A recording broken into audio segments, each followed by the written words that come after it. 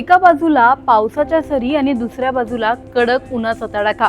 महाराष्ट्रात नेमकं हवामानात चाललंय तरी काय? कारण पुढचे 5 दिवस राज्यात पावसाचं आणि उष्णतेच्या लाटेचं असं विचित्र मिश्रण दिसणार आहे। कुठे ढग दाटणार तर कुठे तापमान 40 अंशांच्या वर जाणार। हवामान विभागाने दिलेल्या या इशाऱ्यांमुळे आता सगळ्यांचे लक्ष आकाशाकडे लागले। नेमका कुठे पाऊस पडणार आणि कुठे उन्हाचा कहर होणार याचा सविस्तर आढावा या व्हिडिओतून आपण घेणार आहोत। त्यासाठी हा व्हिडिओ शेवटपर्यंत नक्की पहा आणि टाइम्स नाऊ मराठीच्या YouTube, Instagram आणि Facebook पेजला फॉलो करायला विसरू नका।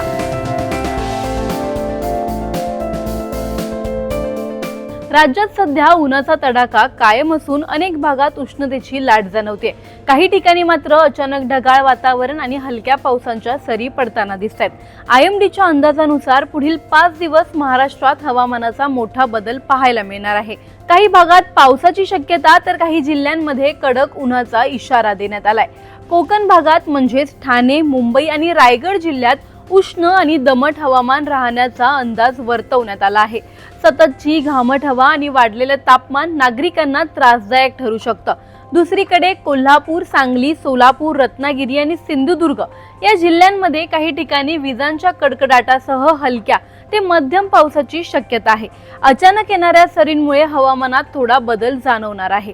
मराठवाड्यात बीड, नांदेड, लातूर आणि धाराशिव या जिल्ह्यांमध्ये हलक्या पावसाचा अंदाज देण्यात आला आहे।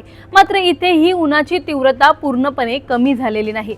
दुसरीकडे उत्तर महाराष्ट्रात धुळे, नंदुरबार, जळगाव आणि नाशिक या जिल्ह्यांमध्ये पुढील 3 दिवस उष्णतेच्या लाटेचा इशारा देण्यात आला आहे। दिवसा तापमान प्रचंड वाढण्याची शक्यता आहे। पश्चिम महाराष्ट्र आणि विदर्भातही हवामानाचा खेळ सुरूच आहे। छत्रपती संभाजीनगर आणि जालना जिल्ह्यात मंगळवार आणि बुधवारी उष्णतेची लाट जाणवणार आहे, तर अकोला आणि अमरावती जिल्ह्यांमध्ये गुरुवार आणि शुक्रवार कडक उन्हाचा तडाखा राहणार असल्याचं हवामान विभागाने स्पष्ट केलं आहे।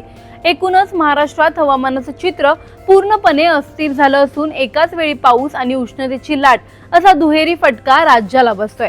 नागरिकांनी गरज असेल तेव्हाच घराबाहेर पडावं असंही हवामान विभागाने सूचित केलं आहे। प्रश्न आता असे आहेत की हे हवामानाचं बदललेलं रूप फक्त तात्पुरतं आहे की पुढच्या काही दिवसात महाराष्ट्र अजून मोठ्या हवामान संकटाकडे जातोय? तुमच्या जिल्ह्यात काय परिस्थिती आहे? पाऊस पडतोय की उन्हाचा तडाखा बसतोय? खाली कमेंट करून नक्की सांगा आणि अशाच अपडेट्ससाठी लाईक, शेअर आणि फॉलो करायला विसरू नका।